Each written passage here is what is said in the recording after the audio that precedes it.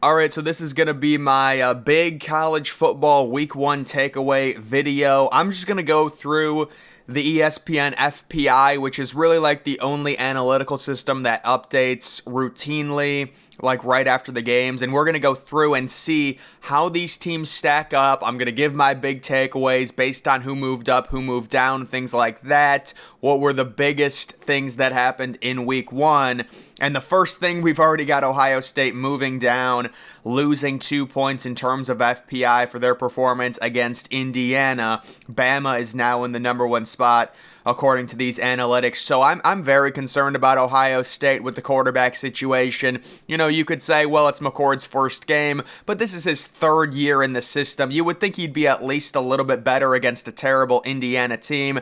And then Ohio State's defense, this is the exact same thing they did last year. They beat up on teams they should beat up on, and then at the end of the year, they allowed back-to-back 40-point games. Is this year going to be the same? I don't know, but I'm not going to give the defense a lot of credit for beating an Indiana team that, I mean, who even were they starting at quarterback? Indiana's going to be horrible this year, guys. They really are. So definitely some big question marks for the Buckeyes. I think they should probably go with Devin Brown. The issue with McCord, it's just the really slow, methodical release. It's the flat feet. There's just no mobility there, so it's a problem. You've got Georgia staying at number 3, but there is a massive, drop-off between Ohio State and Georgia, 5 points, which, when you look at the games, probably shouldn't be there. You have Oklahoma. We were waiting for this. They move up 7 spots, and it makes perfect sense if you understand analytics with the idea of Oklahoma absolutely trouncing Arkansas State, who is an FBS team. They were winning that game, I believe, 28-0 in the first quarter. They win 73-0, and now they're the number 4 team according to the analytics. You got to respect it. LSU moves down 1 spot. We'll see how they do against FSU. USC is up 2 spots after destroying Nevada. So they got a nice dominant win there. They cover the spread. Notre Dame is a team that's got an amazing opportunity. They're getting Ohio State at home early in the season. They're playing well right now. They're up 3 spots to number 7. You've got the veteran quarterback advantage over Ohio State. You have the home field advantage. You have the night game. If Notre Dame doesn't beat Ohio State, it's never going to happen. This is the perfect setup for them when that game happens week 4, but they do have kind of a tough game coming up, I believe, against NC State. Michigan is down 2 spots. They underperformed a little bit against East Carolina, but I think it's fine. You've got Clemson down 2 spots. They play on Monday night. You have Texas down 5 spots. I would agree. I think Texas, by the analytics was overranked a little bit at number 6. And they had kind of a subpar performance against Rice, but it was more of a workmanlike effort. It was 100 degrees out. You can understand it. They just want to keep their players healthy. Next, we have Penn State down 2 spots. I'm still really high on Penn State. Maybe a slight, disappointment against West Virginia. I thought they were going to really come out and destroy them, but they still cover the spread. You have Oregon up 1 spot. So they did drop an 80 burger, but it was against an FCS team. So, judge that for how you will. You've got Tennessee up 2 spots. They beat Virginia. Tennessee seems to really run up the score. And so I don't really know about Tennessee. We'll see what happens with them. Ole Miss up 2 spots. They destroyed an FCS team. You've got Utah down 3 spots. They beat Florida. But I think 14 or 15, they're ranked 15th right now. That's pretty good for them. Washington up 7 spots. Washington is still underrated according to the FPI for sure. They're a top 10 team. They crush Boise State. What did they score? Over 50 points. Very impressive. FSU, certainly they should be in the top 10. They moved down 3 spots, just they didn't play yet. A&M down 1 spot. You beat New Mexico. It is what it is. How about UCF moving up 16 spots for trouncing Kent State? I would certainly not have them at number 19, but it's interesting to see. You have Miami up 1 spot. They beat Miami of Ohio and covered. You've got North Carolina up 1 spot. That was a pretty impressive win by North Carolina. What a letdown of a game by South Carolina, though. Auburn up 10 spots.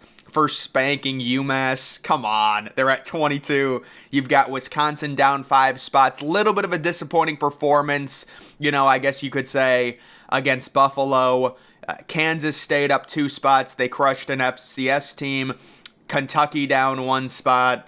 Kentucky beat Ball State. Syracuse up 13 spots for destroying Colgate, the FCS team. Pittsburgh at number 27 right now. Mississippi State sitting at number 28. Cincinnati up 20 spots. What did they against for their destruction of Eastern Kentucky? Pretty impressive. California. Listen, I give California a lot of credit. I do. We were all picking North Texas, or at least a lot of people were. That line, North Texas was originally 7.5-point underdogs. The line closed plus 5.5. So a lot of people lost money betting on North Texas at home, and Cal, with that running back, they just scored and scored and scored, and they dominated that game. You've got Oregon State. They play today. We'll see. Texas Tech down 12 spots. That is a brutal game for Texas Tech. That was just, not good scheduling. You should not go on the road at a Wyoming team. You've got a, rain delay or whatever it was, lightning delay. It's just a weird situation, and then you lose in double overtime, 35-33. That is demoralizing, but you can maybe come back against Oregon at home. That would be a huge win. It's unfortunate that they lost, because that would have been such a big game if Texas Tech would have beat Wyoming the week 2 game. You have Florida down 8 spots. Florida should be outside of the top 50, but the analytics, Florida does have a talented roster. Michigan State up 3 spots. They kind of struggled a little bit on Friday night. Arkansas down 7 spots. I think they beat Central Arkansas, I want to say. TCU gets crushed, down 17 spots. Yes, TCU was always overrated. We all knew it. And really the only casual people, they thought, oh, they're still good, because it took about 20 different lucky bounces for them to make the national title last year. It's not going to be the same, and I do think this team is in danger of missing a bowl and going 5-7. You have Missouri down 3 spots. They played Friday. You have UCLA down 2 spots. They beat Coastal Carolina. Maryland up 7 spots. They won against Towson. NC State stays at number 40, and then we're just going to kind of look at some of the bigger movers. So South Carolina's down 13 spots, just a demoralizing loss there. They might fall outside of the top 50. Illinois barely beats Toledo. I am not buying Illinois this year. Baylor down 21 spots. They lose to Texas State. It seems like Baylor is either always a really good team or a really horrible team. This might be one of those years where they win 4 games. You've got Oklahoma State also down 8 spots after, I guess, a subpar performance in their game. You have Colorado up to number 71, up 31 spots. This is the big story. Their win against TCU. I still think probably 6-6, 7-5 for Colorado. The Pac-12 is really tough. People are going to start overrating them a little bit. You've got UAB trending up 15 spots. Boise State getting crushed in the Mountain West. The Mountain West is really wide open right now. They're down 17 spots. Marshall, after their close win, down 14 spots. Wyoming up 12 spots. Is Wyoming going to be ranked inside the top 25? Maybe they'll get some votes. Texas State up 43 spots right there. So that's going to kind of round it out in terms of the movement. And then I do want to react to a few different things. Chip Kelly, these new rules are crazy. We had 4 drives in the first half. Hope you guys are selling a lot of commercials. I warned people. This was a horrible, horrible decision that they made, and it was all based off of commercials. Big Noon is basically unwatchable now. I mean, it was already unwatchable because of the amount of commercials they had. Now it's on steroids, because what they're doing is you're getting less plays because the clock doesn't stop after the first down, but they're just inserting more commercials. So the games are the exact same time in terms of length. They're just putting in more commercials. The Big Noon game didn't end until 4 o'clock. It is a travesty. This was the one thing that we had, college football, different from the NFL. We would get a few more plays. People say, oh, it doesn't make that big of a difference. Absolutely it does. I was watching the Ohio State-Indiana game. Indiana wasn't even trying to win. They just wanted to milk the clock to try and make the score look closer. And now you're giving these budget universities an easier chance to do that by not stopping the clock after a first down. Just stop it as the chains move. It saves like 10, 15 seconds. It ends up adding up. It's a disgusting decision. It is horrible. Nobody else criticized it, but I did. And now you're seeing how bad it is. The game script, the flow, feels a lot more business-like, a lot less college-y. And we want the games to be the crescendo. We want them to be the main event. We don't want the games going by fast. But with college, this is the way it is now. They got to fit in 50 different commercials, and it is very, very sad there. And then when it comes to an early look ahead at the Heisman race, Caleb Williams, the stat padding he did, you got to respect it against Nevada. 5 touchdowns, no interceptions. He's number 1. Can he possibly win another Heisman? History says no. But he's going to be, top 2, top 3 pretty much the entire year. Michael Penix Jr. with a crazy performance. They've got him at number 2. Jordan Travis. This is a Heisman game for him tonight, so we'll see. Same thing with Daniels from LSU, but I don't think Daniels is going to win the Heisman. Jordan Travis, to me, does have a chance. The dual threat ability. He's a veteran QB. They both are, but you can see Sam Hartman at number 5. A lot of Notre Dame fans were very angry that Sam Hartman got taken out of the game at halftime.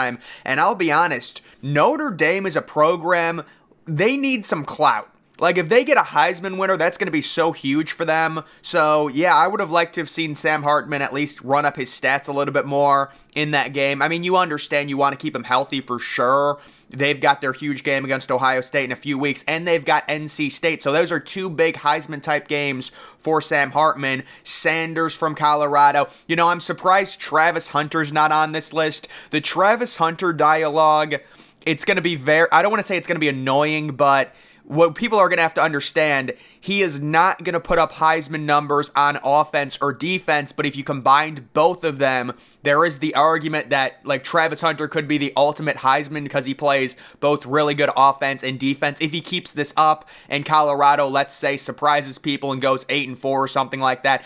Colorado in the Pac-12, they're not going 9-3. It's a too deep conference. It's not even close. I see maybe 7-5 for Colorado, but the Travis Hunter dialogue from some people, it's very similar to the Shohei Ohtani in the MLB, to where it's very hard to judge him as a player because even, on offense, what is he going to have, 1,100 yards, maybe 10 touchdowns? Those are not Heisman numbers, but then people are going to say, well, if he plays elite defense, he becomes the most valuable player in college football, and then that kicks off that argument. So the Travis Hunter thing, we'll have to see. You can see Drake May at number 7. I don't think Drake May has any chance at the Heisman. He just doesn't have good enough of a supporting cast. It's kind of like Marvin Harrison Jr. with the quarterbacks at Ohio State. So, yeah, we'll have to see what happens when it comes to the Heisman race, but tons of blowouts in week 1.